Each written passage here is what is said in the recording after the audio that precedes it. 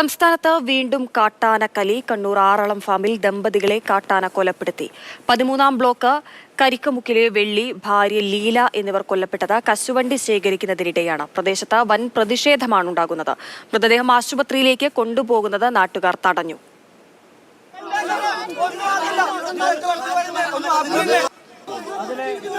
അതിന് എൻ്റെ അഭ്യർത്ഥനമാണ്. ഇന്ന് സേഫ് ഇല്ല, ഇന്ന് ഡേഞ്ചറസ് ആണ്. നാളെ രാവിലെ എൻ്റെ ഓർപ്പുണ്ട്. എല്ലാ പ്രശ്നങ്ങളിലും ചർച്ച നിലവിലെ ഇപ്പൊ മരിച്ചിരിക്കുന്നവർക്ക് എന്തെങ്കിലും നഷ്ടപരിഹാരം കൂടുതൽ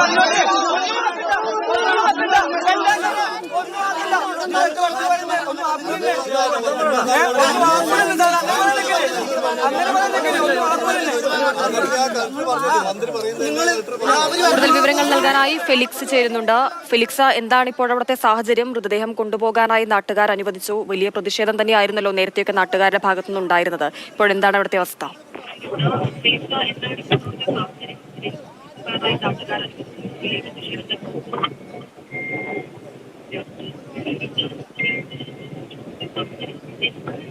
മൃതദേഹം ഇപ്പോൾ ഈ പറയുന്ന പ്രതിഷേധമുണ്ടായ സ്ഥലത്ത് നിന്നും കൊണ്ടുപോകാൻ അനുവദിച്ചിട്ടുണ്ട്. അതായത് ഈ മരിച്ച വെള്ളിയുടെയും ലീലയുടെയും മക്കൾ അവിടെ എത്തി മൃതദേഹം ആശുപത്രിയിലേക്ക് എത്തിക്കണം എന്നാവശ്യപ്പെട്ടു. അതിന്റെ അടിസ്ഥാനത്തിൽ നാട്ടുകാർ പ്രതിഷേധം അവസാനിപ്പിക്കാനുണ്ടായത്. ഒരു താൽക്കാലികമായ പ്രതിഷേധം അവസാനിപ്പിക്കുന്നു എന്നതാണ് അവർ പറയുന്നത്. അതിനപ്പുറത്തേക്ക് ശക്തമായ പ്രതിഷേധം തുടരാൻ തന്നെയാണ് നാട്ടുകാരുടെ തീരുമാനം. അതായത് വരും ദിവസങ്ങളിൽ, പ്രത്യേകിച്ച് നാളെ അടക്കം ശക്തമായ പ്രതിഷേധം ഉയർത്തും എന്നും ഇപ്പോൾ ഈ പറയുന്ന നാട്ടുകാർ പറയുന്നുണ്ട്.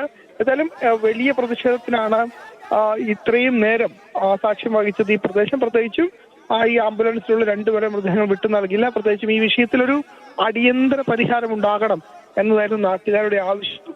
സബ് കളക്ടർ തലശ്ശേരി മൃതദേഹം അവിടെ നിന്ന് കൊണ്ടുപോകാൻ അനുവദിച്ചിട്ടുണ്ടെങ്കിലും തങ്ങളുടെ ഈ ഒരു പ്രശ്നങ്ങൾക്ക് കൃത്യമായ പരിഹാരം വേണം എന്നുള്ളത് തന്നെയാണ് നാട്ടുകാരുടെ ആവശ്യം. അവിടുത്തെ നാട്ടുകാരുടെ പ്രതികരണം ഒന്ന് കേട്ട ശേഷം തിരിച്ചെത്താം.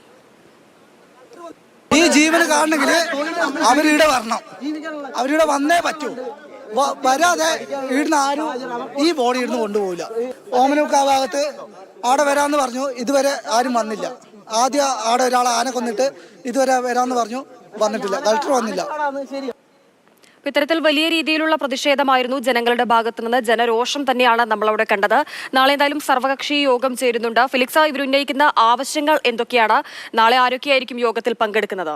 നടന്ന സ്ഥലത്തേക്ക് മന്ത്രി നേരിട്ടെത്തും. കളക്ടറുടെ നേതൃത്വത്തിൽ രാവിലെ ആറളത്തും ഒരു യോഗം നടക്കുന്നുണ്ട്. ആ യോഗത്തിലും ഈ പറയുന്ന പ്രശ്നങ്ങൾക്ക് എത്രമാത്രം വളരെ പെട്ടെന്ന് പരിഹാരം ഉണ്ടാക്കാനുള്ള നടപടികൾ സംബന്ധിച്ചുള്ള ആലോചനയും നടക്കും. ഏതായാലും ഇപ്പോൾ ഈ പ്രതിഷേധം അവസാനിപ്പിച്ച് ഇരുവരുടെയും മൃതദേഹങ്ങൾ പോസ്റ്റ്മോർട്ടത്തിന് ആശുപത്രിയിലേക്ക് കൊണ്ടുപോയി.